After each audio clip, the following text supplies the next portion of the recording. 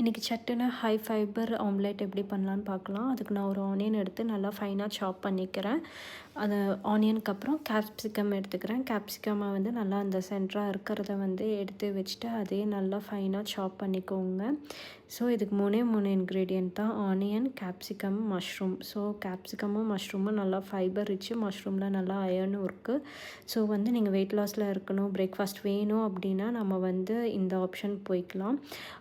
இப்போ மஷ்ரூம் வந்து நல்லா சாப் பண்ணி முடிச்சுட்டு நல்லா கடைசியாக அதை ஃபைனாக சாப் பண்ணிக்கணும். ஏன்னா ஆனியனும் கேப்சிகமும் டக்குன்னு வெந்துடும், இது வேகாது. ஒரு பேனில் பட்டர் ஆட் பண்ணிக்கோங்க. ஆயில் விட பட்டரில் பண்ணி பாருங்கள், நல்லாயிருக்கும். ஆனியன் ஆட் பண்ணிவிட்டு அது கூட கொஞ்சம் சால்ட் ஆட் பண்ணி நல்லா சாட் பண்ணிக்கோங்க. பண்ணிவிட்டு நம்ம கட் பண்ணி வச்சுருக்க மஷ்ரூமே கேப்சிகமே போட்டுட்டு நல்லா சாட் பண்ணிக்கோங்க.